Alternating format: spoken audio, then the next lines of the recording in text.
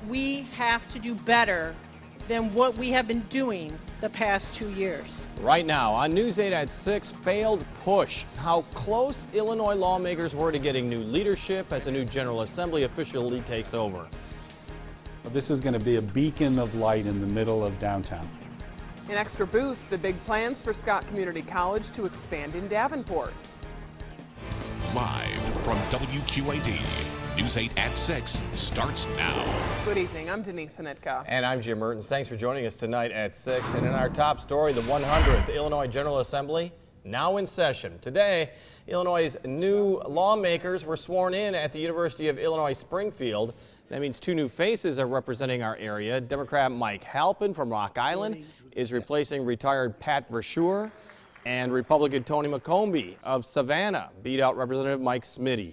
Both representatives say they're hopeful the new legislature can bring change.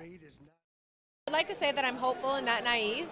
I am very hopeful, and I think I really do believe that the 100th Assembly is going to be a different animal and that we are going to get this passed. Challenging time for the state, but I'm excited to be here and actually take what the constituents have told me over the past year as I go door to door, take that, try to get some legislation passed that's going to help people in our area. Biggest issue facing the new legislature, of course, is the budget. Illinois has operated without a budget since July of 2015.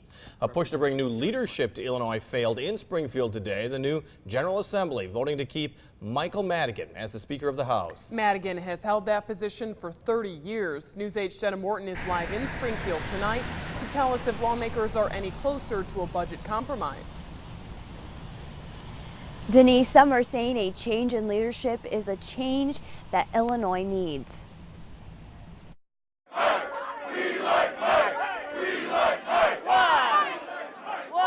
Outside, two different messages could be heard. Getting Madigan out of that extremely powerful post he's held for so many years is the first step to reforming our state. Mike Madigan has been a great supporter of working people. He has supported not only unions, but all working people in the state of Illinois. There's been a push to urge lawmakers to vote Mike Madigan out of the Speaker's seat, a position he's held for 30 years. Some calling it a change Illinois needs. I don't think it's healthy for any position to be held for that long. I really don't. Whether he's doing a good job or a bad job, it's irrelevant. He's been doing it for too long. Jim Durkin as Speaker. And inside the message carried on, lawmakers came up one by one to give their input on who should be Speaker, Mike Madigan or Republican leader Jim Durkin. In the end, there were not enough votes to dethrone Madigan. To the best of my ability. He was sworn in for his 17th term as Speaker. As we move forward, let us work to end the acrimony. Now some can only hope a new year will mean new attitudes. Lawmakers calling out Speaker Madigan. I'm asking you, Mr. Speaker, to stop the gotcha votes, the purely political votes that do nothing to resolve the state's debt. Republican leaders and the governor to come together and put the arguing aside. That we have to do better than what we have been doing the past 2 years. Over the past few days, legislative leaders said that they found some common ground on budget negotiations, but they've decided that they're going to let this new General Assembly finish the job and get a budget passed. Reporting live in Springfield, Illinois, Jenna Morton, WQAD News 8. All right, much more to come from Springfield. Thank you, As Jenna. always. Turning to weather, we are keeping an eye on some potential for freezing rain north of the Quad Cities tonight. And that can really turn dangerous for drivers in particular. Chief Meteorologist James Hare in the Weather Center right now. James? Yeah, Jim, that's going to be a very big concern in areas to our north, that's for sure. Let's take a look at our storm tracker and show that most of the rain, as you can see, is off to the east. More of the iciness that we've been dealing with throughout the mid and late afternoon hours is right around the Wisconsin-Illinois border. Of course, we've been focusing in areas north of the Quad Cities, especially around Highway 20. Now, you may say, wow, everything's all dry. But keep in mind, the air is so wet, it's so saturated that we're getting some drizzle in areas around, I would say around Jackson County, going into Joe Davies, even around Carroll County. So even though it shows a freezing rain advisory, it should really be more of a freezing drizzle advisory than anything else, because the roadways there right now are getting a little slick, and it could very likely continue such as we go through the overnight hours. Check out the temperatures up into our north, right around freezing or a little bit colder than that. In fact, that cold air that we see to our northwest will continue to slide its way south and east and run over some of this warm ground that we experience through most of the day. That's a concern for areas east of the river, where we are getting some reports of some very dense fog in areas of particular around Princeton, Sterling Rock Falls, all the way down into Galesburg. This is a dense fog advisory also until 9 p.m. After 9 p.m., I do believe the air will start mixing enough and drying enough that will start improving that visibility for the rest of the night. Visibility not too bad in the Quad Cities, 38 degrees. Very gloomy out there, maybe even a little drizzle going on, but nothing freezing. We'll tell you what all this is going to mean for the rest of the work week coming up in just a few minutes. Thank you, James. President-elect Donald Trump admitted for the first time today that Russia is likely behind the hacks during the presidential campaign. Trump held a news conference today for the first time in nearly 6 months. He took questions about Russia, the future of his businesses, and his plans for the Affordable Care Act. The president-elect denied, though, that Russians are holding compromising personal and financial information on him, which were published in some unverified reports. I must say that I want to thank a lot of the news organizations here today, because they looked at that nonsense that was released by maybe the intelligence agencies, who knows, but maybe the intelligence agencies, which would be a tremendous blot on their record if they in fact did that, a tremendous blot, because a thing like that should have never been written, it should never have been had, and it should certainly never have been released. Trump also insisted that the public doesn't care about his tax returns and reiterated his promise that Mexico would reimburse the U.S. for the cost of a border wall. You can watch his entire news conference at our website. It's at the top of our homepage, WQAD.com. Illinois Senator Richard Durbin is calling for a special investigation into the unverified reports that Russia may have tried to influence the U.S. election. In a statement, Durbin said the allegation that an American president could be susceptible to blackmail by a hostile foreign government is historic and deeply troubling. He's also calling for a select committee of people in Congress to handle the independent investigation. President Barack Obama says race relations are better than they were 10, 20, or 30 years ago. But recently, the Urban League says the president missed opportunities to improve the lives of African Americans with more economic development in urban areas, less gun violence, and a reduction in the foreclosure rate and bank closure rate in low-income neighborhoods. We have continuing coverage of the president's address on race during his Chicago farewell speech. The 44th President of the United States, Barack Obama. America's first black president said goodbye.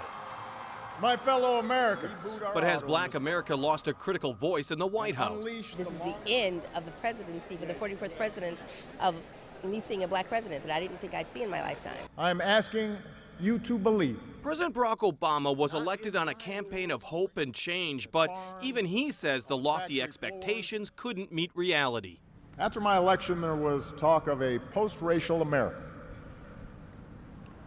And such a vision, however well intended, was never realistic. My prayer, my desire, my aim is that I don't want to go back. I want to move forward. Vera Kelly was just re-elected to lead the Davenport NAACP. In this day and time, you know, it's better, but then you have those peoples that still got that mentality that you are lower than me and you can't do what I do. Oh, yes, I can. And in a nod to November's election results, President Obama called on Black America to look outside its interests as well, to put their feet in the shoes of not only immigrants, the rural poor, and transgender Americans, but also the middle-aged white guy who, from the outside, may seem like he's got advantages, but has seen his world upended by economic and cultural and technological change. These supporters also believe the Obama legacy on race will live on, showing a strong, loving, successful African-American family, and also being an example to future generations of black men. It's shown hope to African-American boys to be able to see different things. I think there's been a lot of political change that's happened. The American people don't seem to share the president's view that race relations have improved, though. The last major survey, released in October by CNN, found that 54% of Americans believe race relations have worsened over the past 8 years. 16% say it's worse. Almost 30% say it simply hasn't changed. In Davenport, there is one school that's seen a big drop in flu cases. St. Paul the Apostle Schools has seen a 50% drop in the cases over the last 3 years.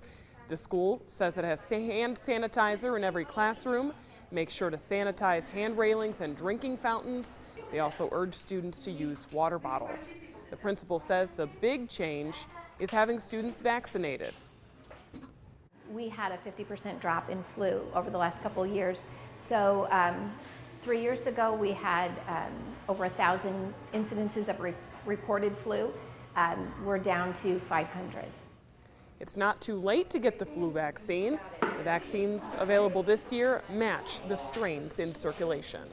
There's some surprise cash coming to Scott Community College's urban campus in downtown Davenport. The project getting an extra $2 million. News 8's John David live in Davenport now with how it will boost those plans. JD? Right, Jim. Scott Community College will be add even more to this project, enhancements for this urban campus when classes start here next year. Two former bank buildings blend into Davenport's future. Now, an extra boost from their sale will add $2 million to the urban campus for Scott Community College. Our primary intention was to make sure that we serve the urban community in downtown Davenport with the highest quality programs and services that we could afford. Added extras like science labs, a business think tank, virtual reality make the $30 million project more impressive. Replacing classes at 2 downtown locations and aiming for success. If somebody would have said 10 years ago that you would see this kind of change in our 1980s downtown, they would have thought you're crazy. The 3rd Street campus will take up the block between Brady and Main. New construction will connect the two buildings. It expands the footprint of education in downtown Davenport. All this comes at a time when the city is embracing growth for young professionals. We need to create attractive urban environments because that's what young people demand. This year-long process should be worth the wait. The city is also pitching in tax incentives worth $8 million. This is going to be a beacon of light in the middle of downtown. An urban campus to bank on for decades to come in Davenport. And when classes start in the buildings behind me in January 2018, it will be a selling point for a downtown that's embracing change. Reporting live in Davenport, John David, WQAD News 8. All right, thanks, JD. The project's second phase will eventually transform the Call building into student apartments while reopening the long vacant Capitol Theater. Still ahead on News 8 at 6, parking proposal. The pitch from a Davenport company to repurpose an old city dump lot. And I done been in 6, 7 different offices where they done slammed doors in my face. And no support why a Davenport man says child support laws are simply unfair to men. You're watching WQAD News 8 at 6 with Jim Mertens and Denise Anitka.